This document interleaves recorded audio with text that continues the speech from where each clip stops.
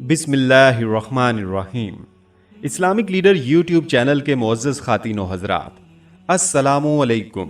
हमें उम्मीद है कि आप खैरियत से होंगे और हमारी दुआ भी है कि अल्लाह पाक आपको सदा आफियत के साए में रखे। प्यारे दोस्तों, रमज़ानुल मुबारक इस्लामी महीनों में से 9वां महीना है।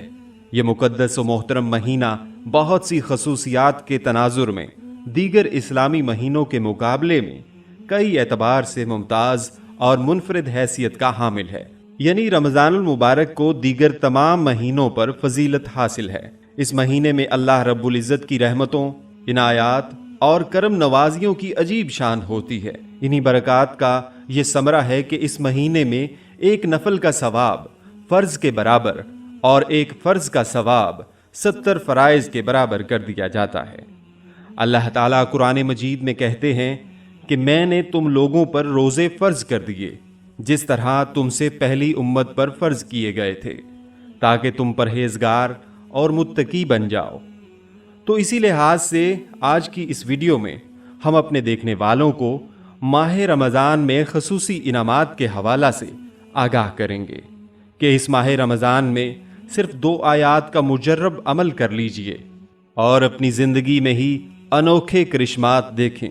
और इस अमल के साथ आपको आज ये भी बताएंगे कि रमज़ानुल मुबारक में खसूसी इबादात के लिए अपनी मौजूदा ज़िंदगी को आप कैसे बदलें।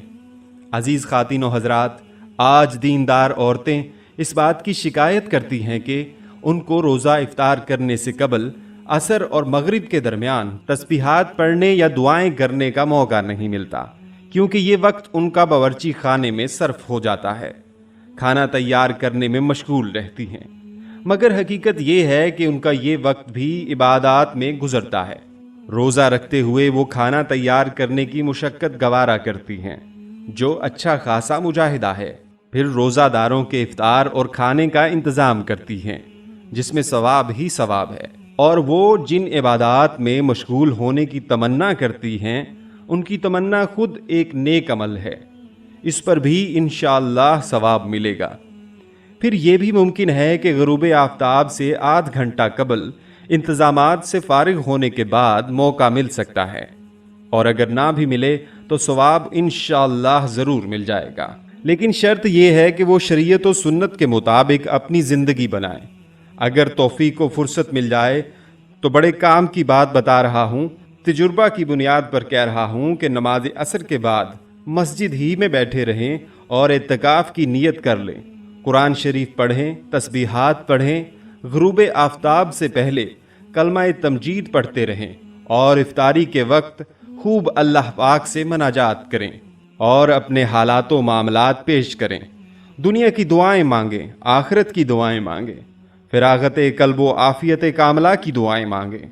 तो इसी लिहाज से इस रमज़ान में अमाल सालिहा में रोज़ाना हर नमाज के बाद 7 मरतबा सूरह तौबा की आखिरी 2 आयात पढ़ लीजिए और अपनी ज़िंदगी का मामूल बनाएं और अपनी ज़िंदगी में ही कामयाबी के करिश्मात देखें। आपकी आसानी के लिए एक बार इन 2 आयात को तिलावत भी किए देते हैं, जो कि स्क्रीन पर भी आपको नज़र आ रही हैं। लक़द जाअकुम रसूलुम मिन अनफुसिकुम अज़ीज़ुन अलैहि मा अनित्तुम हरीसुन अलैकुम बिल मुअ्मिनीना रऊफ़ुर रहीम फ़इन तवल्लव फ़क़ुल हस्बियल्लाहु ला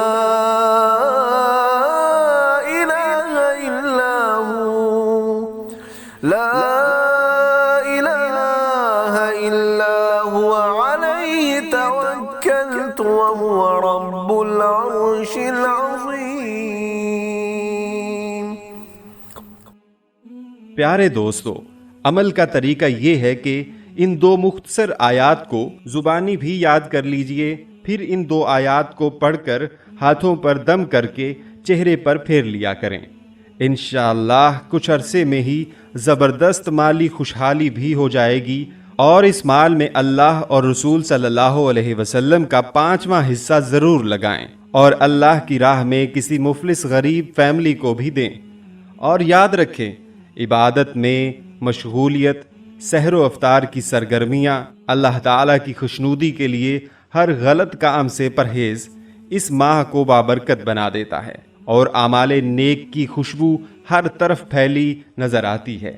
خوش نصیب ہیں وہ لوگ جو اس پربہار موسم رمضان سے فائدہ اٹھاتے ہیں اور اجر و ثواب سے اپنی جھولیاں بھر لیتے ہیں، کیونکہ ماہ رمضان کی سب سے بڑی خصوصیت یہ ہے کہ اس مہینے میں تمام اہل ایمان پورے جوش و جذبے، عجز و انکساری کے ساتھ گناہوں سے توبہ کرتے ہوئے اللہ پاک کے حضور عبادت گزاری میں مصروف ہو جاتے ہیں، گناہوں سے بچنے کی سعی کرتے ہیں، نیکی، صبر اور پرہیزگاری کی طرف مائل ہو کر اللہ کا قرب حاصل کرنے کی کوشش کرتے ہیں، اور اللہ پاک خود بھی اپنے عبادت گزار بندوں کو اپنی قربت عطا فرما دیتے ہیں۔